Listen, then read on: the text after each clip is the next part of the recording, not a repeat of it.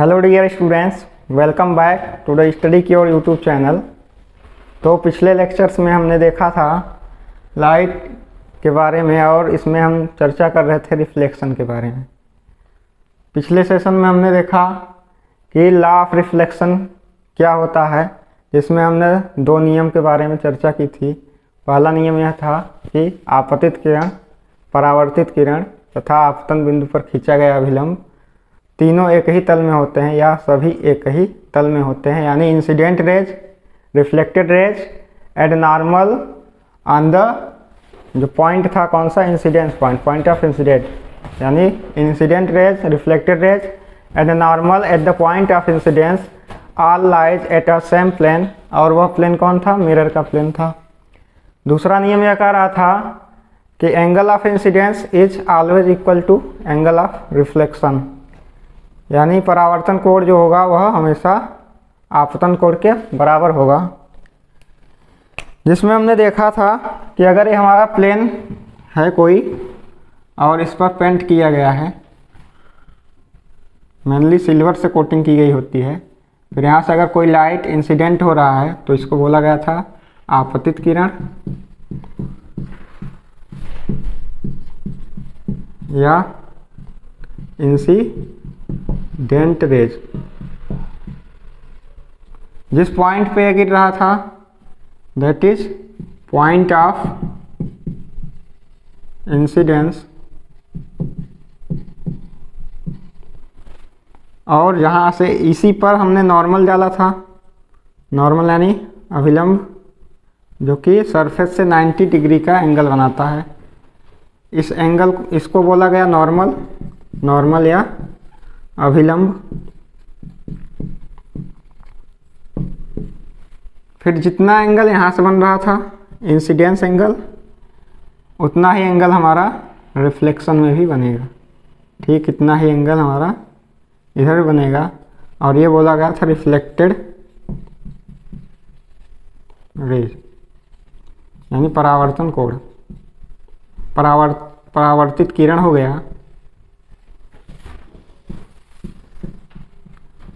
और ये एंगल को हमने दिखाया था एंगल आर से, इसको परावर्तन कोण बोलते हैं।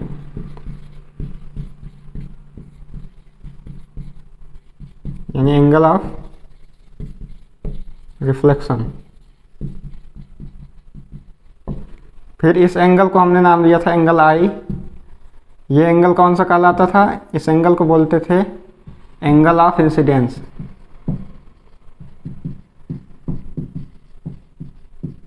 यानी आपतन कोण।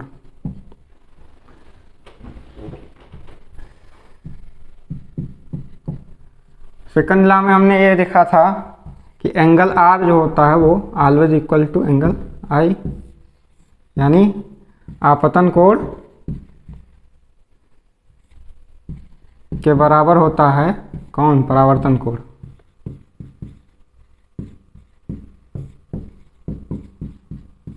ठीक, ये हो गया परावर्तन कोण और ये आपतन कोण। तो आज हम देखते हैं कि परावर्तन होता कितने प्रकार का है, यानी टाइप ऑफ रिफ्लेक्शन होता क्या है, कितने प्रकार से होता है, इसको देख लेते हैं। तो जैसा सरफेस होगा उसी हिसाब से हमारा रिफ्लेक्शन भी होगा। आप लोग देखते होंगे कि जब नया कांच आता है, नया दर्पण आता है, मिरर आता है, प्लेन मिरर जब आप मार्केट से लेते हैं तो उसमें बहुत ही अच्छा आपका चेहरा दिखता है। फिर कुछ समय बाद, साल 2 साल बाद आपका चेहरा धुंधला नज़र आने लगता है। ऐसा क्यों होता है? तो पीछे जो कोटिंग की गई होती है, सिल्वर कोटिंग, वो धीरे धीरे क्या होता है, घिसने लगता है, यानी उसका जो फ्रिक्शन के कारण वो उसकी लेयर जो होती है थोड़ी रफ होने लगती है। तो जैसे जैसे लेयर रफ होगा तो जो रिफ्लेक्शन होगा, रेज, रिफ्लेक्टिव रेज होंगी, उसकी डायरेक्शन जो होती है धीरे धीरे चेंज होने लगती है। तो पहली होती है रेगुलर रिफ्लेक्शन, जिसको बोलते हैं नियमित परावर्तन।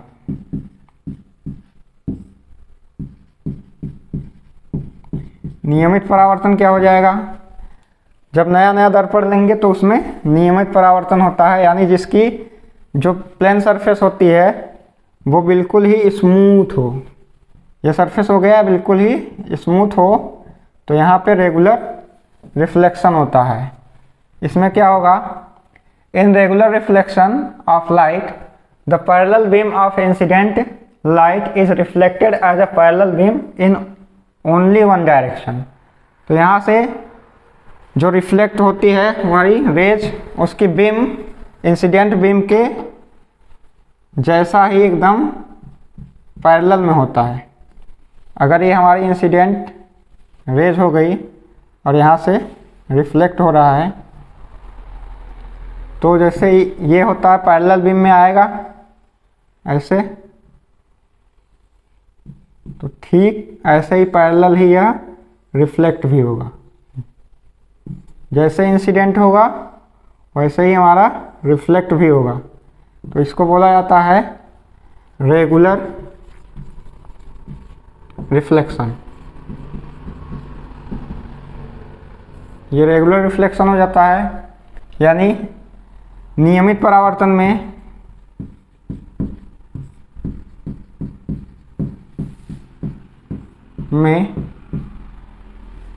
समांतर आपतित प्रकाश किरण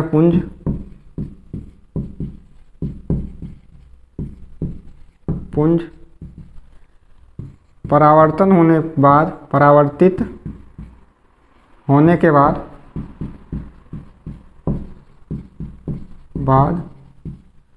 समांतर किरण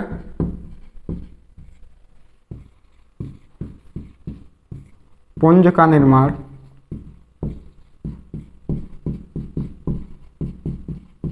एक ही दिशा में करती है, एक ही दिशा में करती हैं।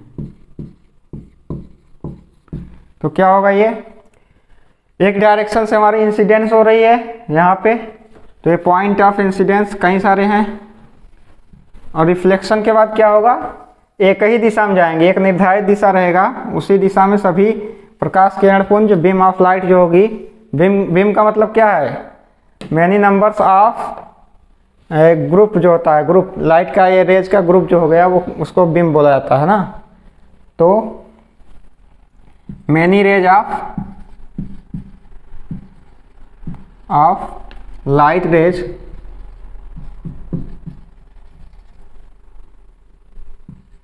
Manufactured the beam of light.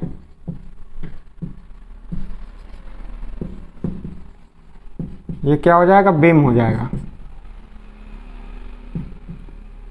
Beam क्या हो गया, ये लाइट रेज है, एक रे हो गई, दूसरी रे, तीसरी रे, इन सभी को कंबाइन कर दिया जाएगा, तो ये क्या होता है, बीम ऑफ लाइट हो जाती है।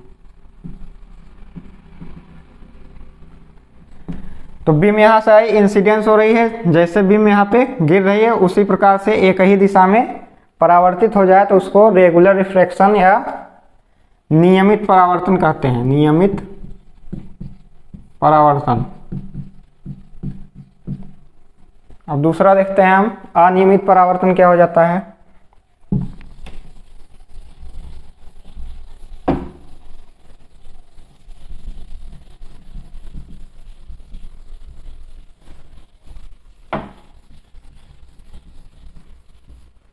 अनियमित परावर्तन में यहाँ सरफेस हमारा क्या था, बिल्कुल ही स्मूथ था। अगर सरफेस हमारा रफ हो जाए,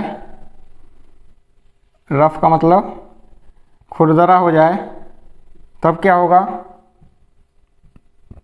पेंटिंग तो यहाँ भी की गई है। अब देखिए, डिफ्यूज मतलब विसरित हो जाना, या विसरित परावर्तन इसको बोलते हैं, विसरित परावर्तन, यानी अपनी दिशा से भटक जाना। तो यहाँ पे जब लाइट इंसिडेंस होगी, जैसे यहाँ पे होगा, तो यहाँ पे उठा हुआ भाग है हल्का सा, तो यहाँ पे जब नॉर्मल डालेंगे तो इसकी दिशा कुछ इस डायरेक्शन में होगी। अगर ये यहाँ पे गिर रहा है, इस जगह पे गिराया जाए और यहाँ पे नॉर्मल डाला जाए, तो हो सकता है ये कुछ इस दिशा में इस दिशा में परावर्तित हो जाए। अगर यहाँ पे गिरेगा, ये बिल्कुल सीधे गिरेगा, तो हो सकता है यह इसी डायरेक्शन में सीधा निकल जाए, जहाँ से गिरा उसी पे चला जाए, या इधर लाइट गिरी तो परावर्तित होने, अगर ये लाइट हमारी यहाँ पे गिर रही है, यहाँ से आपतित हुई मान लीजिए, तो ये पॉइंट ऑफ इंसिडेंस यहाँ पे हुआ, फिर ये इस दिशा में हो गई, परावर्तित हो गई। अगर यहाँ पे गिर गया मान लीजिए, इस दिशा से आ रहा है, इंसिडेंस हो रही है, तो ये इस दिशा से परावर्तित हो गई। तो कुल मिला के यहाँ पे रफ सरफेस में ये देख रहे हैं कि जो लाइट है वो एक निश्चित दिशा में ना जाकर इधर उधर बिखर जा रही है। तो इसी को बोला गया अनियमित परावर्तन या विसरित परावर्तन। तो क्या हो जाएगा इसमें, in diffuse reflection of light the parallel beam of incident light is reflected in different direction. समझ लो कि ये पैरेलल अगर आ रहा था और ये सरफेस क्या हो गई, रफ हो गई, तो अगर ये ऐसे आ रहा था तो कोई लाइट इधर चली गई, कोई इधर निकल गई और कोई इधर चली गई, यानी एक निश्चित डायरेक्शन में ना जाकर इधर उधर बिखर जाए, तो उसी को बोला गया डिफ्यूज रिफ्लेक्शन ऑफ लाइट। तो इस परावर्तन में आपतित समांतर किरण पुंज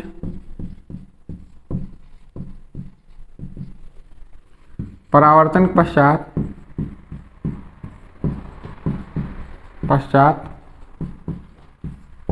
अलग अलग दिशाओं में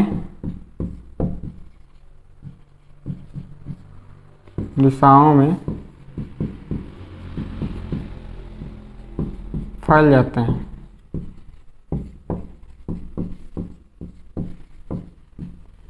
जैसा कि होता भी है कि अगर दीवार पर कोई लाइट गिर रही है तो वह एक दिशा में ना जाकर अलग अलग दिशाओं में बिखर जाती है, जबकि अगर आप मिरर में डालेंगे तो वह प्रकाश एक ही दिशा में जाती है। तो आज के लिए बस इतना ही रखते हैं, बाकी नेक्स्ट सेशन में चर्चा करेंगे। तब तक के लिए धन्यवाद।